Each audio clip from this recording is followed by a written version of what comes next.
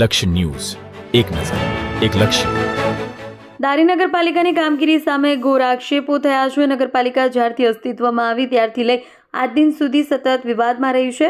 નગરપાલિકાની કામગીરી પૈકીની પાણી વિતરણની કામગીરીમાં પણ લોલમલોલ છે. પાણી છલકાઈને મેઇન બજારમાં જતા કાદવ કીચડનું સામ્રાજ્ય વધ્યું છે. સ્થાનિક વેપારી અજયભાઈએ નગરપાલિકાની ઉપર આક્ષેપ કર્યા છે. ટીનુભાઈ લલિયા.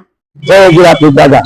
દારી નગરપાલિકાની જ્યારથી થઈ છે ત્યારથી દારીમાં સ્વચ્છતા છે જ નહીં એમ કહો ચાલે.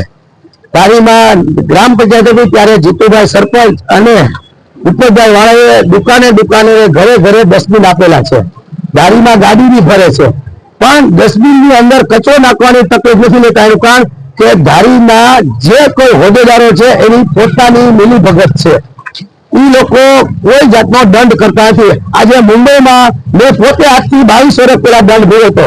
ખૂબ મીઠો માવો ખાતો તો એક જ પિચકારી કરીને 251 ની પોચ રેલી લીધી. એમ ધારીમાં તમે એક જણાની પોચ ફાડશો અને એક જણો 20 જણાને વાત કરશે, 20,000 ને વાત કરશે.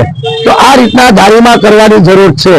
બીજા નંબરમાં છેલ્લા 3 મહિનાથી હું કહું છું કે આ ખાડો બુરો દારીમાં પાણી જયારે એકાત્રા નળ આપે છે, આખી કોળીપા શેરી વાળા નળ સંડાસ ની અંદર મૂકી દે છે અને પાણી રોડ ઉપર આવે છે. ગામડેથી દઈ આવ્યા હોય, બાર ગામથી દઈ આવ્યા હોય, એને છાતા ઉડે છે, એના કપડા ખરાબ થાય છે. તો મહેરબાની કરીને તમે લોકો જાગો. દારી નગરપાલિકા થઈ ગઈ છે હવે, અને દારીનું નામ મોટું છે મુંબઈમાં, અને મુંબઈના માણસો અહીંયા આવી અને આ હાલત જોયે તો એને દારીમાં દાન કરવાનું મન ન થાય. મેં ગુરુઓના ભાઈ તરીકે આ જાહેરમાં વાળું એ વ્યાજબી વાત છે. અમે મુંબઈમાં 90 માળના બિલ્ડિંગ બનાવતા હોય ત્યાં અમને નહીં તકલીફ પડતી હોય, આજુબાજુ નહીં હેરાન કરવા આવતા હોય, પણ અમે એને પ્રેમથી સમજાવીએ. 3 વાર ભાઈ સાહેબી કરીએ, પછી ચોથી વાર અમે અમારી રીતે અમારું શસ્ત્ર ઉગાડી અને એને દબાવીને બેસાડી દઈએ. એવું ધારીમાં મારે ન કરવું પડે. એટલે હું તમને બધાને પ્રેમથી કહું છું, રિક્વેસ્ટ કરું છું. મારા વડીલો છો તમે, કદાચ મારાથી નાના હોય તો મારા દીકરા સમાન છો.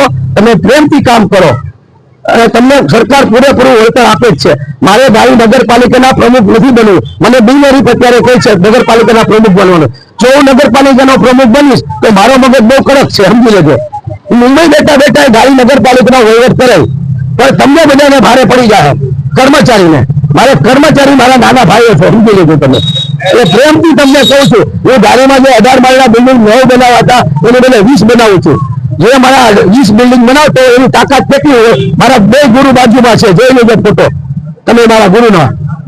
અને અમિત શાહ જો ગુરુદેવના પગે પડતો હોય, નરેન્દ્ર મોદી સાહેબ પગે પડતા હોય અને અમે આમંત્રણ આપી અને એ આવતા હોય તો તમે બધા મારા હિસાબમાં હું તમે સમજી લો.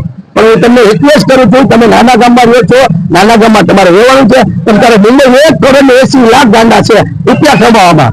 ત્યાં તમને કોઈ તમારું કામ નહીં, તમારી દારીમાં જઈએ તમારે, સમજી ગયા.